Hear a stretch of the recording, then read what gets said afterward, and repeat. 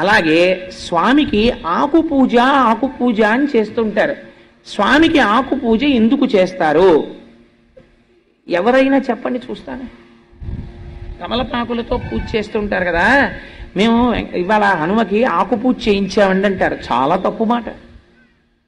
నేను ఒక పరమ పవిత్రమైన విషయాన్ని ప్రస్తావన చేస్తున్నాను తప్ప నేను ఎవరిని చిన్నబుచ్చాలని కానీ ఒకరి తప్పు ఎత్తి చూపించాలన్న ప్రయత్నము నేను చెయ్యడం లేదు. ఎవరైనా ఒకవేళ నాకన్నా తెలియని వాడు ఇక్కడ సభలో ఉంటే వాడు హనుమ యొక్క అనుగ్రహంగా కొంచెం దిద్దుకోవడం కోసం ప్రస్తావన చేస్తున్నాను తప్ప నేను ఎవరిని శాసించి చెప్పడానికి, ఎవరి తప్పెత్తడానికి నేను ప్రయత్నము చేయడము లేదు. ఎందుకంటే నాకన్నా తక్కువ వాడు ఈ సభలో ఎవరూ లేరు, అందరికన్నా తక్కువ నేనే కనుక. మరి మేమెందుకు వింటున్నామంటే అది మీ ప్రాజ్ఞత కనుక. ఏమీ తెలియని వాళ్ళ వినడం మీ వినయం, ఏమీ తెలియకపోయినా చెప్పడం నా ధూర్తతనం. మరి ఎందుకు ఆకు పూజ చేయించానని అనకు? ఎందుకు అనకూడదో తెలుసా అండి? అన్నిటికన్నా చాలా గొప్ప విషయం ఏమిటో తెలుసా? మీ ఇంటికి ఎవరైనా పెద్దలు వస్తే ఆయనకి టిఫిన్ ఇట్టామండి, ఆయనకి కాఫీ పెట్టామండి కాదు. మీ ఇంటికి పెద్దలు వస్తే నువ్వు చెయ్యవలసిన నియమము ఒకటి ఉన్నది. ఒక పండు పెట్టి ఇవ్వరాదు, ఒకటి కన్నా ఎక్కువ పెట్టి ఏకజాతి ఫలములను అనగా రెండు అరటి పళ్ళో, రెండు బత్తాయి పళ్ళో, రెండు దానిమ్మ పళ్ళో అలాంటివి పెట్టి, ఒకటి కన్నా ఎక్కువ ఆకులతో తాంబూలము పెట్టి, ఒకటి కన్నా ఎక్కువతో వక్కలు పెట్టి వారికి తాంబూలం ఇస్తే మర్యాద. మర్యాదకంతటికీ పెద్ద మర్యాద ఏమిటో తెలుసా అండి? తాంబూలం ఇవ్వడం. మా ఎవరింటికో ఎవరో వెళ్ళారనుకోండి, వాళ్ళకి కాఫీ ఇచ్చి పంపించారనుకోండి, మీరు పంపిస్తే ఇంతకన్నా నువ్వు గౌరవమును పొందడానికి అర్హత లేనివాడివి అని వారు చెప్పినట్టు. వారు నీకు తాంబూలం ఇచ్చి పంపించారనుకోండి, రెండు అరటిపళ్ళు పెట్టి తామలపాకులు వక్కలు ఇచ్చి నిన్ను పంపించారనుకోండి, వారికి నీ మనస్సులో వారి యందు నీకు గౌరవం ఉన్నది అని గుర్తు. ఆకు పూజ ఎందుకు చేస్తారో తెలుసా అండి? ఈ రహస్యాన్ని మహాభారతంలో విరాట పర్వంలో చెప్పారు. బృహన్నలా రూపంలో అర్జునుడు వచ్చాడు విరాట పర్వంలో కొలువుకి. వస్తే విరాట్ రాజు గారు అర్జునుడిని చూసి ఆశ్చర్యపోయారు. ఏమయ్యా, నిన్ను చూస్తే ఇలా ఉన్నావు, ఇంత తేజస్సుతో, నువ్వు బృహన్నలవా, పేడివాడివా అని అడిగారు. అడిగితే ఆ రోజున విరాట పర్వం ఎప్పుడైనా చెప్పినప్పుడు చెప్తాను, అందులో ఉండేటటువంటి గమ్మత్తులు. ఆయన మహానుభావుడు అన్నారు, అవునయ్యా, కన్యాజనులకు నృత్తము గరతంగా నాకు నేర్పు కలదు, తద్వృత్తమునకు నన్నీలుము అన్నారు. నేను కన్యామునులకు వృత్తం నేర్పుతానయ్యా, నాకు నాట్యం నేర్పుతాను, ఆ పదవి నాకు ఇప్పించవయ్యా చాలన్నారు. అంటే విరాట్ రాజు గారు అన్నాడు, నువ్వు అంతకన్నా చాలా గొప్పవాళ్ళ కనపడుతున్నావయ్యా, శౌర్యం తేజస్సు ఎక్కడికి పోతుందండి? శాతనఖగ్ర ఖండిత లసన్మజ కుంజర కుంభముక్త ముక్తాతత శైల అంటారు తిక్కన గారు. అటువంటి మహాపరాక్రమవంతుడైనటువంటి అర్జునుడు పేడివాడిగా నాట్యం నేర్పుకోవడమా? నిన్ను చూస్తే నాకు అలా కనపట్టలేదో, నువ్వు చాలా ఉత్కృష్టమైన తేజస్సుతో ఉన్నావు, అందుకని ఉండు, నీకు తాంబూలం ఇస్తాను అన్నాడు. అని ఉత్తరని పిలిచి, అమ్మా ఈ మహానుభావుడికి తాంబూలం ఇచ్చి నమస్కరించు అన్నాడు. ఎందుకో తెలుసా అండి తాంబూలం ఇవ్వడం? నీ యందు ఏదో నేను అర్థం చేసుకోలేని గొప్ప తేజస్సు ఉంది. ఆ తేజస్సును నేను నిర్వచనము చేయలేకపోవచ్చు, కానీ నువ్వు తేజోమూర్తి, ఇటువంటి వాడివి నా ఇంటికి వచ్చావు, నువ్వు రావడం చేత నేను ధన్యతని పొందానని నేను అనుకుంటున్నానని నువ్వు చెప్పడం, వారి యొక్క ఉత్కృష్టతని అంగీకరించడం, వారికి తాంబూలం ఇచ్చి పంపడం. అందుకే పూర్వం ఒక నియమం ఉండేది, ఇంట్లో ఎప్పుడు తాంబూలాలు ఉంచుకునేవారు, తమలపాకులు పళ్ళు ఉంచుకునేవారు. ఉంచుకుని ఆ పళ్ళు నువ్వు తినేగా మిగిలిన పళ్ళు అవ్వకూడదు, అత్తలం వేరే ఉంచుకోవాలి. ఎందుకంటే పెద్దలకి నువ్వు తినేసిన పళ్ళల్లో మిగిలిన పళ్ళు ఇస్తే ఉచ్ఛిష్టం అయిపోతుంది. నువ్వు అత్తలం అలా పెట్టి ఉంచేవారు. ఏమో నీకు తెలిసిరాడు ఊరక రారు మహాత్ములు వారధముల ఇండ్ల కడకు వచ్చుటలెల్లన్ కారణము మంగళములకు నీ వచ్చుట శుభము మాకు నిజము మహాత్మ. ఏ రోజున ఏ రూపంలో ఒక మహాభక్తుడు నీ ఇంటికి వస్తాడో తెలియదు. ఆయన నీ ఇంటికొచ్చి పుచ్చుకున్నదే నిన్ను ఉద్ధరించేస్తుంది. నిన్ను ఉద్ధరించడానికి పరమాత్మ పంపిస్తాడు. ఎందుకో తెలుసా అండి? భాగవతంలో దశమస్కంధంలో చెప్పారు ఈ రహస్యాన్ని. గర్గుడొస్తే ఇంటికి మహానుభావుడు నందుడు ఎదురెళ్ళి చెప్పాడు, ఊరక రారు మహాత్ములు, వాడేం కోరుకుని రాడు, వాడిని ఎందుకు పంపించాలో ఈశ్వరుడికి తెలుసు. ఏ రోజు పంపించాలో కూడా ఈశ్వరుడికి తెలుసు. ఆ రోజు పంపుతాడు. ఊరక రారు మహాత్ములు వారథముల ఇండ్ల కడకు వచ్చుటలెల్లన్ కారణము మంగళములకు మీరొచ్చుట శుభము మాకు నిజము మహాత్మా అన్నాడు. నేర్పింది మనకి శాస్త్రం. అందుకని విరాట్ రాజు గారు తాంబూలం ఇప్పించాడు. కమలపాకుతో పూజ హనుమకి ఎందుకు చేస్తారో తెలుసండి? మహాధీరుడైన వాడెవరైనా ఉంటే, బ్రహ్మజ్ఞాని మహాభక్తుడైన వాడైతే మీరు తాంబూలం ఇస్తారు. ఆయన మహావీరుడు. హనుమ కన్నా వీరుడు ప్రపంచంలో ఉండడు. ఎందుకని అంటే హనుమకి అసలు ఆయుధం లేదు. ఆయనకి రూపాలున్నాయి. ఒక్కొక్కసారి దాసాంజనేయుడుగా ఉంటాడు, అప్పుడు పరమభక్తితో ఇలా ఉంటాడు. ఒక్కొక్కసారి ఉగ్రాంజనేయుడుగా ఉంటాడు. మీరు అటువంటి ఫోటోలు ఎప్పుడైనా చూశారో లేదో, చూస్తే భయం వేస్తుంది. అసలు వాళ్ళమునకు తోకతో ఇలా నిప్పు పట్టుకుని నిలబడతారు. అసలు అటువంటి మూర్తిని పెట్టుకోవడం కూడా చాలా కష్టం. ఉగ్రాంజనేయుడుగా ఉంటాడు. ఒక్కొక్కసారి పంచముఖ ఆంజనేయుడుగా ఉంటారు. అదేమిటంటే ఆంజనేయుడికి అలా శిరస్సులు ఉంటాయా అని మీరు తెల్లబోతారు. అసలు ఇప్పుడు నేను ఆ స్వరూపాల గురించి చెప్తే అదో 9 రోజుల ప్రసంగం. అందుకని నేను వాటి జోలికి వెళ్ళను, కేవలం ప్రస్తావన మాత్రం చేస్తానంతే. అందుకని పంచముఖ ఆంజనేయుడు అని ఉంటారు. అది ఒక స్వరూపం. ఇవన్నీ ఎవరు? బ్రహ్మవిద్ బ్రహ్మైవ భవతి, ఆయన పరబ్రహ్మస్వరూపమై ఉన్నాడు. అటువంటి స్వరూపమునకు ధీరః అని పిలుస్తారు. అటువంటి ధీరుడు కనుక అందుకే సుందరకాండ ప్రారంభం చేస్తే ధీరస్సలిల కల్పేషు విచచార యథాసుఖం అని మొదలుపెట్టారు మహర్షి. మహాధీరుడు, ధీమంతుడు, ధీహి అన్న పదాన్ని ప్రయోగించారంటే గొప్ప బుద్ధిశాలి, బ్రహ్మజ్ఞాని. అటువంటి వాడికి మీరు ఒకటి బాగా జ్ఞాపకం పెట్టుకోండి, చాలా మేధా సంపత్తి ఉన్నవాడు కొన్ని కాలముల యందు పిరికివాడై ఉంటాడు.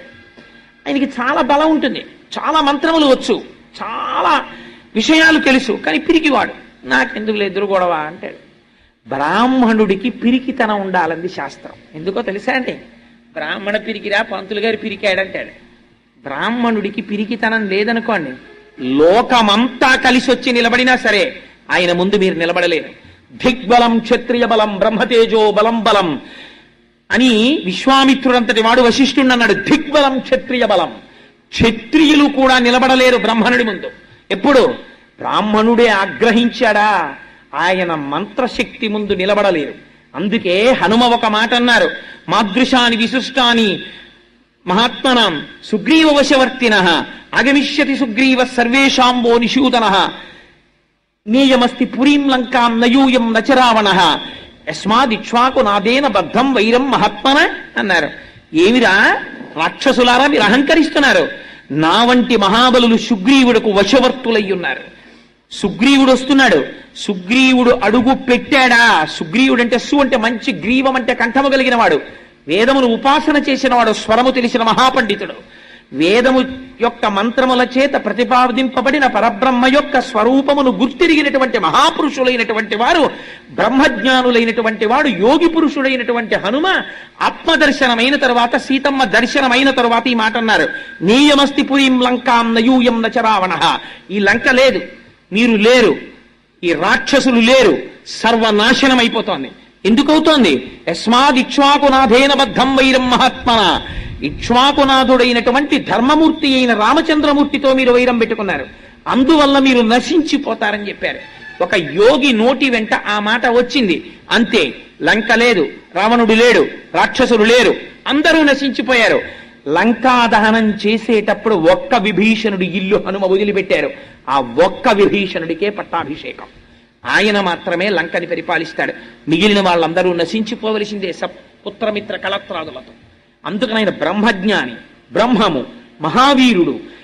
ఏకకాలమునందు బలము ఉంటుంది, కానీ ఎవరి జోలికి ఆయన వెళ్ళరు.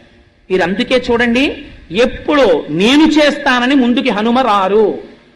నియంత్రణలో ఉంటుంది, బలం నిగ్రహంలో ఉంటుంది. జాంబవంతుడికే తెలిసి రహస్యం. రామాయణంలో ఆయన వస్తాడు, వచ్చి ఒక్కసారి చెప్తాడంతే, మహానుభావ హనుమ, నువ్వు రక్షించకపోతే ఎవరు రక్షిస్తారయ్యా? ఈ మాట అనాలి. అందుకే అమ్మవారు కూడా, సీతమ్మ తల్లి కూడా, తమస్మిన్ కార్య నిర్యోగే ప్రమాణం హరిసత్తమ హనుమాన్ యత్నమాస్తాయ దుఃఖక్షయకరో భవ. తమస్మిన్ కార్య నిర్యోగే అని 1కి 10 మాటలు. తమస్మిన్ కార్య నిర్యోగే హనుమా నీ వల్లే ఈ పని అవ్వాలి, నీ వల్లే ఈ పని అవ్వాలి, నువ్వు అందుకు సమర్థుడవు, నువ్వు రక్షించాలి అంటారు. అనగానే ఆయన బలమైన తెలుసుకుంటారు. అంతే, ఒక్కసారి పెరిగిపోతారు. ఇక ఎంతమంది అవనివ్వండి, ఆయనకు ఆయుధాలు అక్కర్లేదు. అంతే, శిలాభిస్తు ప్రహరత పాదపైశ్చ సహస్రశ అర్ధయిత్వా పురీం లంకాం అభివర్జిత మైథిలీం సమృద్ధార్థో గమిష్యాన్ విశతాం సర్వరక్షసాం అని బయలుదేరి రాక్షస సంహారం చేస్తారు, బ్రహ్మజ్ఞానోపదేశం చేస్తారు. కేవలము ఏదో తన యొక్క శక్తి చేత రక్షించడము మాత్రమే కాదు. మీరు జ్ఞాపకం పెట్టుకోండి, హనుమ దగ్గర ఒక గొప్పతనం ఉన్నది. అందుకే ఆకు పూజ చేస్తారు. నువ్వెవరాయనికి ఆకు పూజ చేయడానికి? అందుకే వాక్యమును సరిదిద్దుకోవాలి. ఈనాడు హనుమ నా చేత ఆకు పూజ స్వీకరించి నన్ను ధన్యుణ్ణి చేశారనాలి. ఫలానా వారికి ఇవాళ నేను తాంబూలం ఇచ్చాననకూడదు. వారికి తాంబూలం ఇచ్చుకునే అదృష్టాన్ని వారు నాకు ఇచ్చారనాలి. వారు పుచ్చుకోకపోతే నీ బ్రతుకు ఏమవుతుంది? నువ్వు ఇవ్వలేవు కదా. వారు పుచ్చుకున్నారు, వారు పుచ్చుకోవడం నీ జన్మకు అదృష్టం. అయ్యా ఇవాళ నైమిత్తిక తిథి మేము స్వీకరించామన్నారనుకోండి, వారు నువ్వేమిస్తావు? నువ్వు ఇవ్వలేవు. వారు అనుగ్రహం ప్రసరించిందనుకో, నిన్ను ధరించాలని వారు అనుకున్నారనుకో, నువ్వు ఇచ్చిన తాంబూలం వారు స్వీకరించవచ్చు. స్వీకరించి ఇవాళ వారు ఆశీర్వచనం చేశారనుకో, అది నీ యందు నిలబడిపోతుంది. అందుచేత హనుమ కేవలము శరీర బలంతో రక్షించడమే అని మీరు అనుకుంటున్నారేమో. హనుమ కాలాతీతుడై రక్షణ చేస్తారు. మీకు ఒక్క ఉదాహరణ చెప్తాను. సముద్రమునకు సేతువుని బంధిస్తున్నారు. ఆ సేతు నిర్మాణం జరుగుతోంది. ఏవో చెట్లు తెస్తున్నారు, రాళ్లు తెస్తున్నారు, కొండలు తెస్తున్నారు, అన్నీ తెస్తున్నారు. హనుమ ఏ కొండ దగ్గరికి, ఏ రాయి దగ్గరికి వెళ్ళి దాన్ని కదిపితే అది పులకరించిపోయేదట. అమ్మయ్య చాలు, హనుమ వచ్చి నన్ను ముట్టుకున్నారని. ఇప్పుడు ఏమైంది? ఒక బ్రహ్మజ్ఞాని యొక్క స్పర్శ తగిలింది. రాతిలో ఉన్నటువంటి రాతితనం పోతుంది. అది గమ్మత్తు. పోయి ఒక్కొక్క నాడు ఒక్కొక్క వస్తువు గమ్మత్తుగా పనికొస్తుంది. అందుకే మీకు రాతిని ఉపాసన ఎక్కడ చేస్తారో తెలుసా అండి? చెక్కితే తీసుకొచ్చి గుళ్ళో పెడతారు. సాలగ్రామం అయితే అభిషేకం చేస్తారు. రెండూ కాకపోయినా రాతిని రాతిగా పూజ చేసేది 2 సార్లే. ఒకటి ఉపనయనంలో చేస్తారు, 2 వివాహంలో చేస్తారు. ఎప్పుడు చేశారండి అని మీకు అనుమానం రావచ్చు. సన్నికళ్ళు తొక్కింది అంటారు. రాయి దగ్గరికి తీసుకెళ్లి కొత్త కోడల్ని తొక్కమంటారు. ఒకసారి శంకరాచార్యులు వారు దిప్పి పొడిచారు సౌందర్యలహరిలో. మా గొప్పవాళ్ళు ఏవయా పరమశివుడు ఇంత సౌందర్యవతి మా అమ్మని వివాహం చేసుకుని తీసుకెళ్లి సన్నికళ్ళు తొక్కించాడా? మా అమ్మ కాలు నొప్పెట్టదు, గొప్పవాడేలే, భలేవాడికి ఇచ్చాం మా అమ్మని తీసుకెళ్ళని. అంటే ఆయన భక్తి అటువంటిది. అందుకని ఆడపిల్లని తీసుకెళ్లి సన్నికళ్ళు తొక్కించారంటారు మంత్రంతో. ఎందుకు తొక్కిస్తారో తెలుసా అండి? ఇప్పుడు మనకి ఎందుకు తొక్కించారో మనకి తెలియదు, ఎందుకు తొక్కామో మనకి తెలియదు, తొక్కించిన వాడికి ఎందుకు తొక్కించాడో తెలియకపోతే ఇంకంతకన్నా అదృష్టం ఇంకోట్లేదు. ఎందుకు తొక్కిస్తారంటే రాయి తొక్కినా కదలకుండా అచలమై ఎలా ఉంటుందో, నువ్వు అత్తవారింటికి వెళ్ళినప్పుడు మొట్టమొదట అన్నీ కొత్త పరిచయాలి.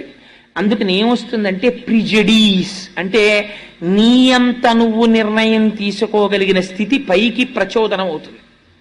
ఎవరో ఒక ఆయన వస్తాడు, ఏ మరిది గారో, వదిన్ని చూసి సంతోషం, ఏదో ఒక బుక్కును జోక్ వేసేస్తాడు. వదిన పట్ల అలా జోక్ వేయకూడదని అతనికి తెలియదు. కానీ నువ్వు వెంటనే ఒక నిర్ణయానికి వచ్చేసావనుకో, రాత్రి ఆయనకి పాలపోంగు.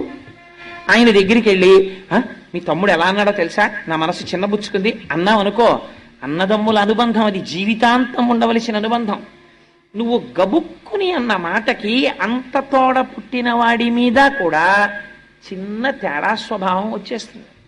ఆయన్ని కన్న తండ్రి గారి మీద నువ్వు ఒక్క మాట గబుక్కునంటే ఆయనకి తండ్రితో విరోధం వస్తుంది. మీ అమ్మగారు పీక్కు తినేస్తోంది, మీకే ఆఫీస్కి వెడతారు అనో మాట అంటే తల్లి పట్ల వికర్షణ వస్తుంది. అలా తొందరపడి నువ్వు నిర్ణయాలు తీసుకుని మాట మాట్లాడి ఆ ఇంట్లో పుట్టిన పిల్లవాడిని, ఆ కుటుంబాన్ని 2గా 3గా భాగిస్తావేమో. నువ్వు ఉండడం వల్ల, నువ్వు వెళ్ళడం వల్ల ఇంకా ఆ ఇంట్లో అన్నదమ్ములు కలుసుకోని పరిస్థితి వస్తుందేమో.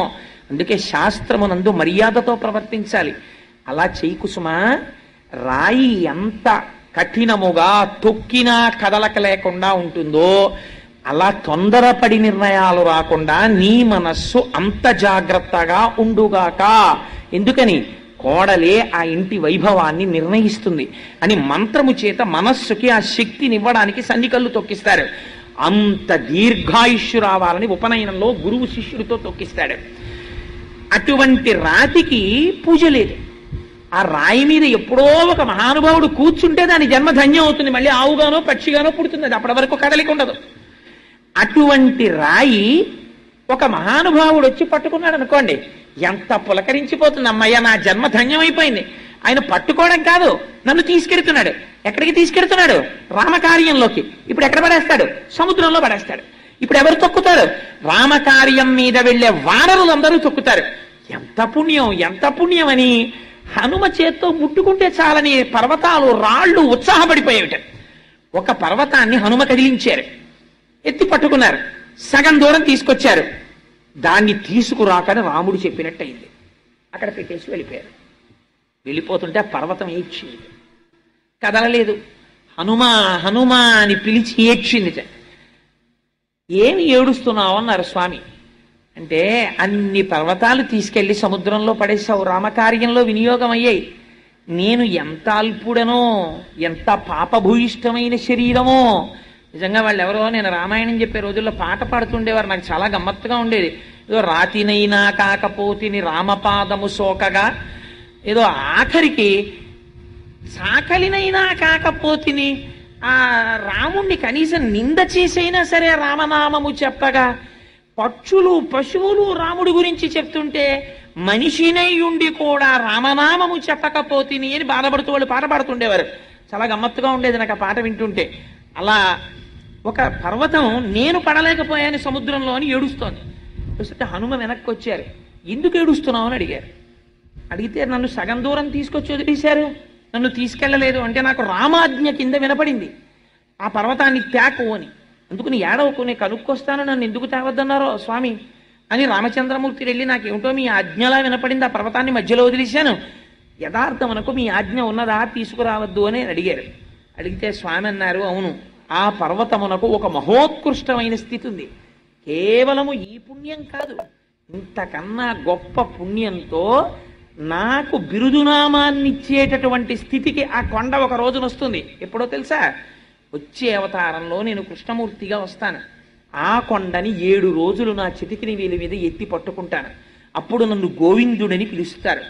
ఆనాడు ఆ పర్వతానికి నేను పూజ చేయిస్తాను. ఇదిగో ఈ పర్వతానికి పూజ చెయ్యండి అని చేయిస్తాను. అందుకని ఆ పర్వతం చాలా పుణ్యమైంది, దాన్ని కేవలం సముద్రంలోనైనా పడేయడం. హనుమా అందుకని తేవద్దన్నాను. నువ్వు పట్టుకోవడం వల్ల ఇప్పుడు ఆ పర్వతానికి మరింత పుణ్యం వచ్చేసింది. ఎవరు చెప్పుకున్నా గోవిందా గోవిందా గోవిందా అని ఆ రోజున గోవర్ధన పర్వతాన్ని స్వామి పైకెత్తాడని చెప్పుకుంటారు. అంత గొప్పతనం ఆ పర్వతానికి వచ్చిందన్నారు. హనుమ ముట్టుకుంటే, హనుమ స్పృశిస్తే, హనుమతో మాట్లాడితే చాలు ఉద్ధరింపబడ్డాయి మీరు. అందుకే రామాయణాన్ని ఆ కోణంలో పరిశీలన చెయ్యాలి. అందుకే మీరు చూడండి, హనుమతో సంఘం ఉందనుకోండి మీకు. సుగ్రీవుడు హనుమని నమ్ముకున్నాడు. ఒక్కొక్కసారి హనుమ ఎలా మాట్లాడేవారో తెలుసా? సుగ్రీవుణ్ణి తలకాయ తీసేసుకోవాలి సుగ్రీవుడు. రామలక్ష్మణులు నడిచి వచ్చేస్తున్నారు కిష్కింధకాండలో. చూశాడు సుగ్రీవుడు, అంతే భయపడి పారిపోతున్నాడు. ఎందుకు అలా పారిపోతున్నావు అన్నారు హనుమ. వాళ్ళని చూస్తే చూడు ఎలా ఉన్నారో, చాలా తేజోవంతులుగా ఉన్నారు, నన్ను చంపడానికి మా అన్న పంపించి ఉంటాడు, అందుకని పారిపోతున్నానన్నారు. అంటే హనుమ అడిగారు, రేపు పొద్దున్న రాజ్య పరిపాలన చెయ్యవలసినటువంటి ప్రభువుకు ఉండవలసిన లక్షణం ఏదైనా ఉందా నీలో? ఇంత పిరికితనమా? వచ్చిన వారెవరో తెలుసుకోకుండానే పరుగులు పెడుతుంటావా? ఏమిటి దైన్య బుద్ధి, సిగ్గుగా లేదు నీకని అడిగారు. అడిగితే సుగ్రీవుడు అన్నాడు, అయితే నువ్వు వెళ్ళి కనుక్కొస్తావా వాళ్ళు ఎవరో అన్నాడు. అని మళ్ళీ ఎంత అనుమానం అంటే, నువ్వు హనుమగా వెడితే నాకు భయం, వేషం మార్చుకుని వెళ్ళన్నాడు. తన ప్రభువుకి నమ్మకం కల్పించడం కోసమని తాను పరివ్రాజకుడిగా మారి రామలక్ష్మణుల దగ్గరికి వెళ్ళారు. వెళ్ళి ఇలా చూడగానే వీళ్ళ దగ్గర దొంగ వేషాలతో మాట్లాడక్కర్లేదని మళ్ళీ వానరం అయిపోయాడు. అయిపోయి మాట్లాడి తన ప్రభువు దగ్గరికి వచ్చినప్పుడు నువ్వు అలా వెళ్ళి మాట్లాడేసావు, వాళ్ళు గుర్తుపట్టేసి అలా ఉంటారని మళ్ళీ పారిపోతాడేమోనని మళ్ళీ పరివ్రాజకుడిగా వచ్చాడు. ఏమి బుద్ధిమతాం వరిష్టం అండి. ఆయనతో సంఘం ఉంటే చాలు బ్రతికించేస్తారు. రామలక్ష్మణుల్ని తీసుకెళ్లి సుగ్రీవుడికి స్నేహం చేయించారు, అంతే సుగ్రీవుడికి పట్టాభిషేకం అయిపోయింది. అప్పటి వరకు తాను ఏ భార్యని విడిచిపెట్టి ఉన్నాడో ఆ రుమతో మళ్ళీ తిరిగి జీవించేటటువంటి అదృష్టాన్ని పొందాడు.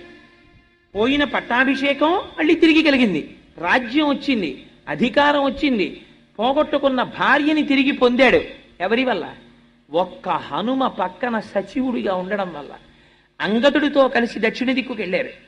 వెడితే అంగదుడు అనరాని మాటలన్నీ అన్నాడు సుగ్రీవుణ్ణి.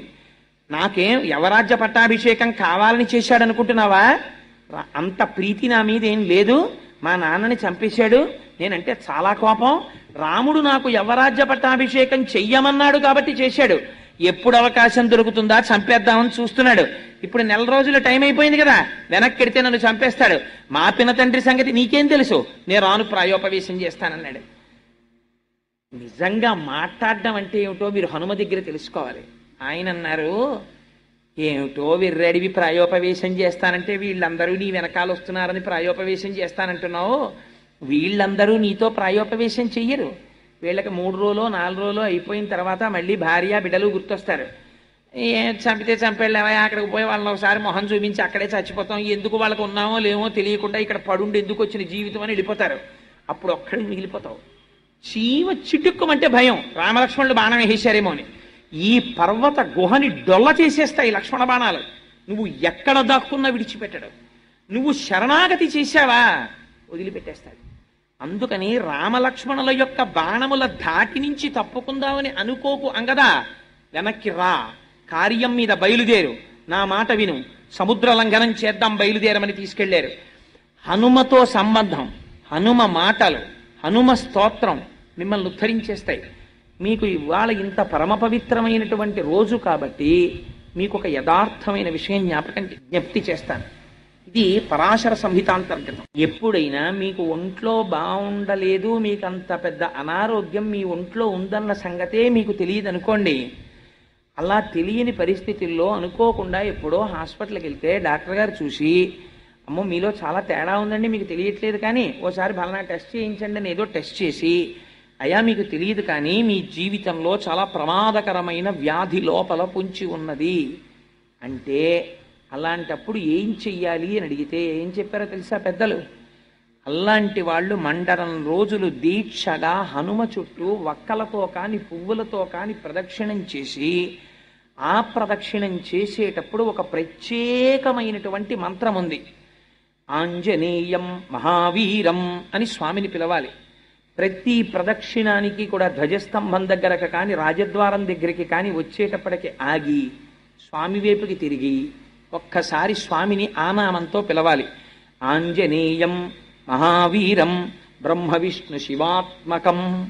బ్రహ్మ విష్ణు శివుడు 3 మూర్తులుగా కనపడేటటువంటి ముగ్గురి యొక్క తేజస్సు ఒక్కటిగా కలిగినటువంటి పరబ్రహ్మస్వరూప బ్రహ్మ విష్ణు శివాత్మకం బాలార్క ప్రభం శాంతం.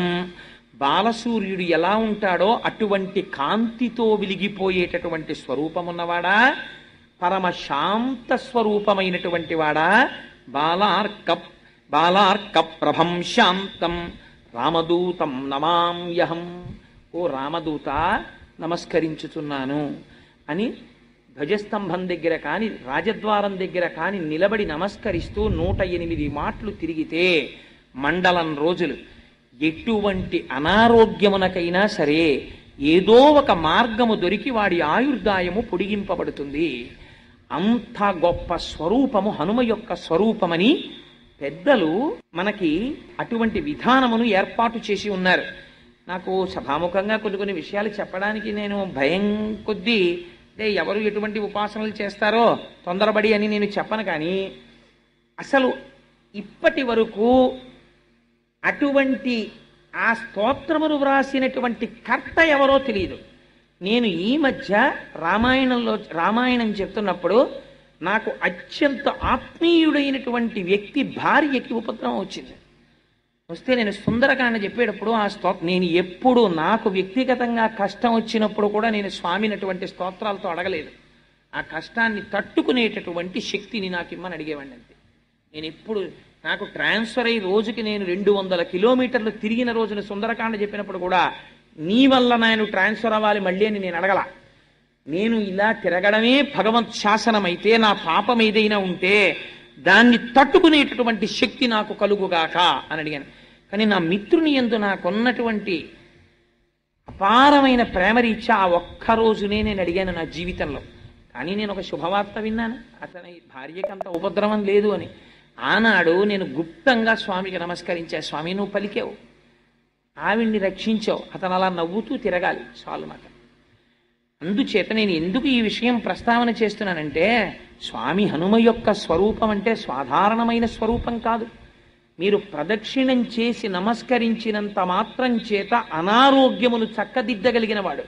అందుకే హనుమ గురించి పెద్దలు ఒక మాట చెప్తారు. అసలు హనుమద్వైభవం చెప్పమన్నారు కానీ నేను అసలు ఏమీ ప్రారంభం చేయలేదు. ఇవాళ హనుమ జయంతి, ప్రదక్షిణం, పూజ దాని గురించే ఉండిపోయాను ఇవాళ. అందుచేత బుద్ధిర్యశో బలం ధైర్యం నిర్భయస్తు మరోగత అజాడ్యం వక్పటుత్వంచ హనుమత్ సేవితం భవేత్. ఇవాళ అందుకే ఎలా ఉంది, బహుశా హనుమ ఇది హనుమ వైభవం కాదండి, హనుమ వైభవమే. ఎందుకంటే రామాయణాంతర్గతమైనటువంటి హనుమద్వైభవాన్ని రేపటి రోజున ప్రస్తావన చేస్తాను. ఇవాళ ఉపాసనా స్వరూపమైనటువంటి హనుమ వైభవం గురించి నేను మాట్లాడుతున్నాను. మీకు ఆశ్చర్యం ఏమిటో తెలుసా అండి, శ్రీశైలంలో కొన్ని రకాల బీరపాదుల మీద హనుమకెదురు నిలిచిన హనుమతో వస్తాయి. అలాగే తెల్ల జిల్లేడు చెట్లు కొన్ని సంవత్సరాలు బతికితే వాటి మొదలుకి హనుమకి ఎదురు నిలిచిన హనుమ వస్తారు. ఒక మహానుభావుడు ఎవరో కూడా నాకు తెలియదు. నేను ఈ మధ్య రామాయణం పూర్తి చేసినప్పుడు, రామాయణం పూర్తి చేసినటువంటి రోజున ఎప్పుడో తప్ప అసలు అలా శ్రీశైలం అరణ్యాల్లో కొండల మీద పెరిగినటువంటి బీర ఆకు మీద మాత్రమే అలా వస్తారు హనుమ. అటువంటి ఆకు ఎక్కడ సేకరించాడో ఆయన అట్ట మీద పెట్టి ఫోటో కట్టించి దాని వైభవంతో కూడా రాసి నాకు తెచ్చి బహూకరించి వెళ్ళిపోయాడు ఆయన. ఎవరో ఇప్పటికి తెలియదు, నాకు ఇప్పటికి తెలియదు. ఇప్పటికీ మా ఇంట్లో ఆ ఫోటో ఉంది, ఆకు ఉంది. ఇప్పుడు నన్ను అడక్కండి, ఎందుకంటే మా ఇల్లు ఇప్పుడు ప్రస్తుతం అన్నీ పెట్టుకోవడానికి అవకాశం ఉన్న ఇల్లు కాదు. ఇంకొక 6-7 నెలల్లో అలా పెట్టుకోవడానికి వాటిని చూసి తరించేటట్టుగా ఏర్పాటు ఉన్న ఇల్లు ఒకటి కట్టుకుంటున్నాను. ఓ ఫ్లాట్ ఒకటి కొనుక్కుంటున్నాను. దానికి మా దొరగారు అవి పెట్టుకోవడం కోసం ఎంత అహర్నిశలు శ్రమిస్తున్నారంటే, ఆయన వాళ్ళ పిల్లల గురించి కూడా ఆలోచిస్తున్నారో లేదో, ఆయన గురించి ఆలోచిస్తున్నారో లేదో కానీ కోటేశ్వరరావు గారి ఇంట్లో ఆయన రోజు లేవగానే చూడాలని కోరుకున్నవి పెట్టుకోవడానికి వీలుగా కబ్బోర్డ్స్ ఎలా ఉండాలన్న దాని మీద అధ్యయనమే ప్రస్తుతం ఆయన పని. అంత కష్టపడుతున్నారు మహానుభావుడు. అలా పెట్టిన నాడు మీరు ఎప్పుడైనా మా ఇంటికి వచ్చినప్పుడు మీరు ఆ హనుమ యొక్క స్వరూపాన్ని దర్శనం చేద్దరు. కానీ హనుమ ఇప్పటికీ అలా కొన్ని పాదుల మీద, కొన్ని చెట్ల మీద వస్తారు. వాటిని తెచ్చి ఉపాసన చేస్తారు. స్వామి అలా ఉంటే స్వామి సర్వకాలముల యందు కాపాడతారు. సరే, నేను ఇంతకీ ఎందుకు చెప్పానంటే ఈ మాట, బుద్ధిర్యశో బలం ధైర్యం. ప్రతిరోజు ఒక్కసారి పిల్లలు కాని పెద్దలు కాని హనుమ యొక్క మూర్తి ముందు నిలబడి, హనుమ యొక్క మూర్తి లేని ఇల్లు ఉంటుందని నేను అనుకోవట్లేదు, నిలబడి ఒక్కసారి స్వామి అని ఇలా నమస్కారం చేశారనుకోండి, ప్రయాణానికి వెళ్లే ముందు హనుమ యొక్క నామాలు కొన్ని ఉన్నాయి. ఆ నామములను మీరు ఒక్కసారి చదివి బయలుదేరారనుకోండి, ప్రయాణ కాలంలో వెడుతున్నప్పుడు మీకు ఏదైనా ప్రమాదము జరగవలసి ఉన్నది అనుకోండి గ్రహరీత్యా, అప్పుడు యాక్సిడెంట్ అంటారు, ప్రమాదం జరిగి నెత్తురు చిందవలసినటువంటి రోజు గ్రహస్థితిలో వచ్చిందనుకోండి, అప్పుడు మీరు హనుమానం జనాసూను వాయుపుత్రో మహాబల రామేష్ట ఫల్గుణస్సక పింగాక్షో అమిత విక్రమ బుధవిక్రమణశ్చైవ అని ఆ నామాలుంటాయి. ఆ నామాల్ని మీరు ఒక్కసారి చదువుకునేవి ఎన్నో ఉండవు. ద్వాదశైతాని నామాని కపీంద్రస్య మహాత్మన 12 నామాలు. 12 నామాలు చదివి మీరు వెళ్ళారనుకోండి, ఆ రోజు మీకు ఏ చెయ్యి తెగిపోవడమో, కాలు తెగిపోవడమో, తల పగిలిపోవడమో అయిపోయి నెత్తురు వరదలై కింద పడిపోయి స్పృహ లేని స్థితిలో ప్రాణాపాయమునకు వెళ్ళవలసిన వాణ్ణి స్వామి ఏం చేస్తారో తెలుసా అండి, మీరు బస్సు ఎక్కుతూ ఉండగా పైకి లేచిన ఏ రేకో కాదుకు తగిలి ఒక్క నెత్తురు బొట్టు కారి వదిలిపెట్టేస్తుంది. జరగదా? జరుగుతుంది. ఎలా? వరద కింద వెళ్ళిపోవలసిన నెత్తురు ఒక్క బొట్టుతో కింద పడి వదిలిపెట్టేస్తుంది. అంత శక్తి స్వరూపం స్వామి, మహానుభావుడు, పిలిస్తే పలికేటటువంటి స్వరూపం హనుమ. అందుచేతనే బుద్ధిర్యశో బలం ధైర్యం. ప్రతిరోజు పిల్లలు హనుమకి నమస్కారం చేశారనుకోండి, బుద్ధి విశేషణమైన ప్రచోదనాన్ని పొందుతుంది. యశో అపారమైనటువంటి కీర్తిని పొందుతాడు. బలం శరీరాంతర్గతమైనటువంటి బలం ఉంటుంది. ధైర్యం, బలముండి పిరిగితనముండి ప్రయోజనమేమి? ధైర్యం ఉండాలి. ఆ ధైర్యం వస్తుంది. బ్రాహ్మణుడికి పిరిగితనం ఉండడం శ్రీరామరక్ష ఒక రకంగా. ఎందుకో తెలుసా అండి, వాడికి కానీ తెంపరితనం వచ్చేసింది అనుకోండి, బ్రాహ్మణుడికి చాలా ప్రమాదం వచ్చి. అందుకే పురాణాల్లో పాడైపోయిన వాడి గురించి ఉదాహరణ చెప్పవలసి వస్తే బ్రాహ్మణే చెప్తారు. గుణనిధి మొదలైన వాడు. వాడి ఎక్స్ట్రీమ్స్, వాడు ఉద్ధరించిన వాడే పతనమైపోయినా వాడే, రెండు వైపులా. పట్టకూడని వాడు బాణం పట్టాడు అనుకోండి, ద్రోణాచార్యుల వారు ధనస్సు పట్టారనుకోండి, దారుణంగా చంపేశాడు. అందుకే కృష్ణుడు పాపం లేదురా అశ్వత్థామహత కుంజరహ అని ధర్మరాజా నువ్వు చెప్పన్నాడు. ఎందుకు? నువ్వు గురువువి, బ్రాహ్మణుడివి, ఉపదేశం వరకే. నువ్వు ఆయుధం పట్టడం ఏమిటి? నువ్వు ఆయుధం పట్టుకుని వచ్చి మంత్రాలు చదివి ధనుర్వేదంలోవి బాణప్రయోగం చేస్తావా? శిష్యుల్ని చంపేస్తావా? ఒక బ్రాహ్మణుడు చెయ్యకూడని పని చేశావు. అందుకని నీకింత దారుణమైన శిక్ష వెయ్యొచ్చు. అందుకని నీ కొడుకు చచ్చిపోయాడని చెప్పేటప్పటికీ నీలో బ్రాహ్మణ్యం పైకొచ్చింది. అయ్యో కొడుకు చచ్చిపోయాడా అని ధనస్సు వదిలేశావు. బ్రాహ్మణుడికి లోకమంతా తన సంతానమే, తన బిడ్డల్ని చూసినట్టు లోకాన్ని చూడాలి బ్రాహ్మణుడు. అలాంటిది నువ్వు ధనస్సు పడతావా? అందుకని ధర్మరాజా నువ్వు ఈ మాట చెప్పచ్చని చెప్పి చంపించారు కృష్ణ పరమాత్మ. అధర్మం కాదు, అధర్మము ద్రోణుని అందుంది. అందుకే బ్రాహ్మణుడికి సహజంగా పంతులు గారికి పిరికితనం అని అంటారు. పంతులు గారు పిరికాడు కాకపోతే లోకానికి ఉపద్రవం వచ్చేస్తుంది. అందుకే పంతులు గారు పిరికితనంగా ఉండడం నీకు అదృష్టం. ఆయన ఏం ప్రయోగాలు చేయడు, ఆయన ఏం మంత్రశాస్త్రాన్ని తన రక్షణకు ఉపయోగించుకోడు, లోకమును రక్షించడానికి ఉపయోగిస్తాడు. అందుచేత ఎందుకు ఈ మాట చెప్పానంటే, బలం అంటే శరీరమునకు బలము ఈశ్వరార్చనకు కావాలి. అందుకని ఆ బలం ఇస్తాడు. బుద్ధిర్ యశో బలం ధైర్యం, ధైర్యాన్ని ఇస్తాడు ఆయన. బుద్ధిర్ యశో బలం ధైర్యం నిర్భయత్వమరోగత. అదేమిటండి ధైర్యానికి నిర్భయత్వానికి తేడా ఉంటుందా అని మీకు అనుమానం రావచ్చు. ధైర్యము అన్న మాటకు అర్థం ఏమిటో తెలుసా అండి? ధైర్యం అంటే ఏదో ఏమన్నా అక్కడ 2 కార్లు గుద్దేసుకున్నాయంటే అమ్మో నాకు చాలా భయం అండి నేను చూడండి అంటే చూడగలిగేటట్టు చేసేయడం ధైర్యం అని కాదు దాని అర్థం. ధైర్యము అంటే కష్టము వచ్చినప్పుడు కూడా భగవంతుని యొక్క పాదములు విడిచిపెట్టకుండా గొప్ప పూనికతో ఈశ్వరుడి పాదములే పట్టి ఈ కష్టము నా కర్మ ఫలితముగా వచ్చే ఇంత చిన్న ఫలితముతో సరిపెట్టి నన్ను కృతకృత్యుణ్ణి చేసి రక్షించిన భగవంతుని పాదములు విడిచిపెట్టనన్న పూనిక నీయందు నిలబెట్టిన ఈశ్వర ప్రచోదనమునకో ధైర్యమని పేరు. నిర్భయత్వం ప్రతిదానికి భయపడిపోవడం, మానసిక రుగ్మత అది పోగొట్టడం నిర్భయత్వం. అరోగత ఎప్పుడు రోగం 2 రకాలు. ఉన్న రోగం ఒకటి, లేని రోగం ఆపాదించుకోవడం ఒకటి. ఎందుకని ఒక్కొక్కడు ఉంటాడు మీరు చూడండి, ఇనప ముక్తలా ఉంటాడు, కానీ నాకండి ఏమిటో అంటాడు. డాక్టర్ కూడా చెప్తాడు నీకేం లేదురా మహాప్రభో అంటాడు. వీడు మాత్రం తిరుగుతూనే ఉంటాడు. నేను చాలా మందిని చూశాను జీవితంలో, కొంతమంది స్నేహితుల్ని చూశాను. ఏమంటే అలా ఉన్నామంటే డాక్టర్ గారి దగ్గరికి వెళ్ళానండి. ఏ డాక్టర్ గారి దగ్గరికి? లోపలికి వెడితే 200, బయటకు వస్తే 200 డాక్టర్ గారి దగ్గరికి వెళ్ళానండి. ఆయనకి చూపించుకున్నాను, 1000 రూపాయలు టెస్టులు రాశారు, అన్నీ రాసి ఏం పిడరాయలే ఉన్నావు, నీకేం జబ్బు ఏం లేదురా, నువ్వు ఇవాళ నుంచి భోజనం అనేసి ఇనపగుళ్ళు తిని జీర్ణమైపోతుంది అన్నాడండి. మరి ఏం ఉత్సాహంగా ఉండాలి కదా, అదే తెలియట్లేదు మాస్టారు, ఇక్కడ ఏంటో చురుక్కుమంటుంది ఏం లేదంటాడు. ఏంటంటాడు? వాడికి ఏం లేదు, వాడికి చురుక్కు, వాడి మానసిక బాధ. ఇది పోగొట్టడం అరోగత. నిర్భయత్వమరోగత. అజాడ్యం, జాడ్యం లేకుండా చేయడం, అది అంతకన్నా ప్రమాదం. అంటువ్యాధి 2 రకాలు. ఒకటి తనంత తానుగా వచ్చిన అంటువ్యాధి, రెండోది ఇంకోడికి అలా చేసేస్తాడు వాడు. ఒక్కొక్కడు ఉంటాడు, వాడి సాన్నిహిత్యంలోకి వాడి స్నేహంలోకి మీరు వెళ్ళారనుకోండి, మిమ్మల్ని పిరికివాడిని చేసేస్తాడు, మిమ్మల్ని నాస్తికుణ్ణి చేస్తాడు, మిమ్మల్ని పనికి మాలిన వాడిని చేస్తాడు. ఎందుకని వాడి ప్రసంగం యొక్క ధాట్ ఎటువంటిది, వాడు మిమ్మల్ని ఉద్ధరించాడు, పతనము వైపుకి తీసుకెళ్ళిపోతాడు. ఇలాంటి దిక్కుమాలిన ఆలోచన మనస్సు ఎందు లేకుండా చేయడం అజాడ్యం. వాక్పటుత్వం చ. వాక్పటుత్వం అంటే సభలోకి వెళ్ళి గంటలు మాట్లాడడం కాదు. ఆ మాట ఆయన నోటి వెంట వచ్చిన మాట విన్న వాళ్ళ యొక్క జీవితములు చక్కదిద్దేటట్టుగా, వారికి ఉన్నటువంటి లోపములను దిద్ది వారిని మంచి మార్గము వైపుకి నడిపించేటటువంటి శక్తి వాక్కునకు ఆవాహన అయి వాక్కును అగ్నిగా మార్చి అజ్ఞాన దాహకత్వము చేయగలిగినటువంటి జ్ఞానము వాక్కునందు ప్రచోదనము చేయగలిగినటువంటి శక్తి ఈశ్వరానుగ్రహముగా ఒకటి వాయువునందు నిక్షేపింపబడి వాక్కుగా మారితే వాక్పటుత్వంచ హనుమత్ సేవితం లభేత్. ఎవరు హనుమ యొక్క పాదములు పట్టి సేవిస్తున్నారో వారికి లభిస్తాయి. ఇంకింతకన్నా ఏం కావాలండి జీవితంలో?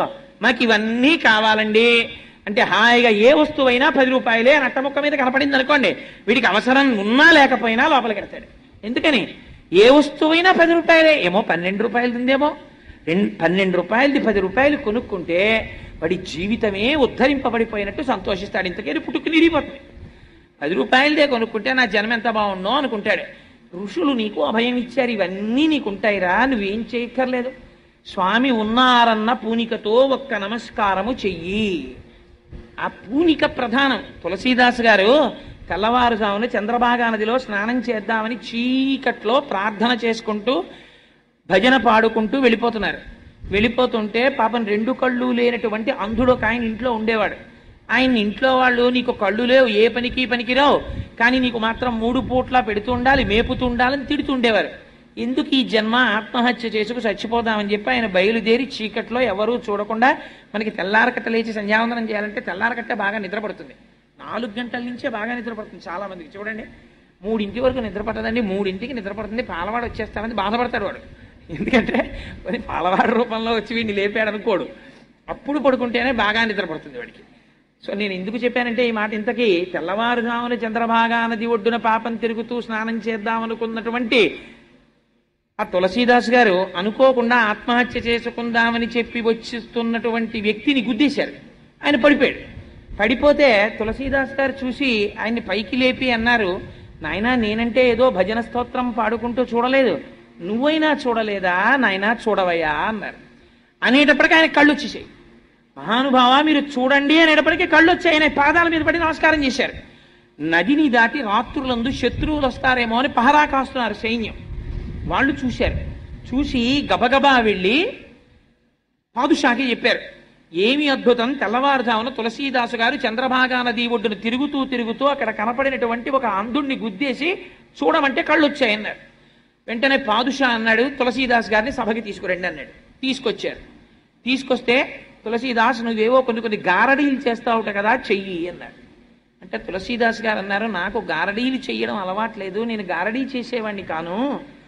అంటే ఆయన అన్నాడు, నువ్వు తెల్లవారకట్ట ఎవరో కళ్ళు లేని వాడిని చూడు అంటే కళ్ళు వచ్చేయట కదా, అలాంటివి కొన్ని ప్రదర్శించి ఇప్పుడు అన్నారు.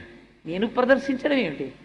అనుకోకుండా నా నోటి వెంట వచ్చినటువంటి మాట అబద్ధం కాకూడదని సత్యం చేసిన వాడు భగవానుడు. కన్నులు నేనివ్వలేదు, ఈశ్వరుడు ఇచ్చాడు. ఎందుకు ఇచ్చాడు? వీడు చూడు అన్నాక కూడా వాడు చూడలేకపోతే వీడు అన్న మాట వ్యర్థమైపోతుందని నా మాట నిజం చెయ్యడానికి ఈశ్వరుడు అనుగ్రహించాడు. అది మరిచిపోయి నన్ను గారడీ చేయమంటాయేంటి? అలా చేసేవాడిని నేను కాను. అలా నేను ఏదో వేళంబరానికి అవి ఇవి చెయ్యను.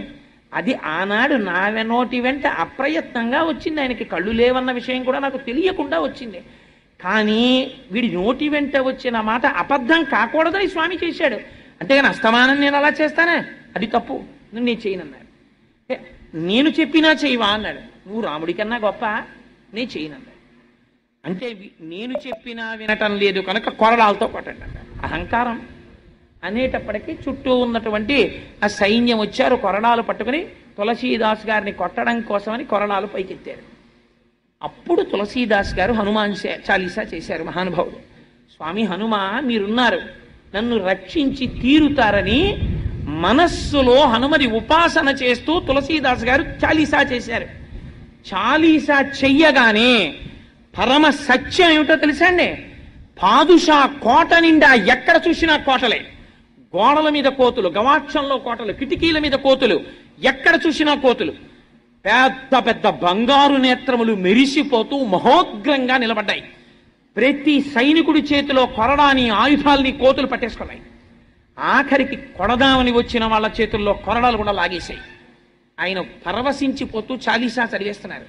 అప్పుడు పాదుషా మొఘలాయి సామ్రాజ్యంలో డెనాసిటీలో ఎప్పుడూ జరగలేదు. తను కూర్చున్నటువంటి సింహాసనాన్ని విడిచిపెట్టి పారిపోయాడు లోపలికి. పారిపోయి నాకు ఇవాళ తెలిసింది హనుమ యొక్క వైభవం అంటే ఏమిటో. తులసీదాస్ గారికి పట్టుబట్టలు ఇచ్చి విడిచిపెట్టండి, పూజ చేసి అన్నాడు. ఎక్కడ నుంచి వచ్చాయో కోతులు అలాగే వెళ్ళిపోయాయి. ఆనాటి నుంచి ఈనాటి వరకు మా స్వామి హనుమ యొక్క రక్షకత్వం అంతే. మీరు ఉపాసన చేసి మనసు పెట్టి ఆయన ఉన్నారు అని మీరు ప్రార్థన చెయ్యాలంతే. మిమ్మల్ని రక్షించి తీరుతారు, ఆ విషయంలో మీకు సందేహం లేదు. సత్యం సత్యం పునఃసత్యం. అంతటి మహానుభావుడైన హనుమ ఆయనకి పూజ కోరుకోరు. ఎత్ర ఎత్ర రఘునాథ కీర్తనం తత్ర తత్ర కృతమస్తాకాంజలిం. ఎక్కడ రామచంద్రమూర్తి యొక్క స్తోత్రం జరుగుతుందో అక్కడకొచ్చి తల ఒగ్గి కన్నులు కాని వెంట నీరు కారుస్తూ నమస్కరిస్తూ పొంగిపోయి ఆయన కూడా భజన చేస్తారట. ఇవాళ పరమపావనమైనటువంటి రోజు హనుమ జయంతి కనుక మా స్వామి సంతోషపడిపోయేటట్టు మనందరం కలిసి హనుమ గురించి రామచంద్ర ప్రభువు గురించి ఒక్క 5 శ్లోకాలు, మీకు తెలియనివి కావు కొత్తవి కావు, నేను చెప్తాను మీరు చెప్పండి. మన జన్మ ధన్యం చేసుకుని ప్రసాదం స్వీకరించి బయలుదేరుదాం. రేపటి రోజున రామాయణాంతర్గత హనుమద్వైభవము అన్న విషయం గురించి మాట్లాడతాను. మీరు ఆ రోజు వేసిన ప్రశ్న ఒక రోజు ఉపన్యాసం అంతటినీ తీసేసుకోండి. అయినా మంచి మాటలే మాట్లాడాం కదా, మీకు తృప్తి అని నేను అనుకుంటున్నాను. కూర్చోండి హాయిగానే. అందరూ చెప్పండమ్మా ఈ 5 శ్లోకాలు. గోష్పదీకృతవారాసిం మశకీకృతరాక్షసం. స్వామికి వినపడాలి, సంతోషించాలి, నా బిడ్డలు ఎంత ఆనందంగా చెప్తున్నారని. మశకీకృతరాక్షసం రామాయణ మహామాలా రత్నం వందే అనిలాత్మజం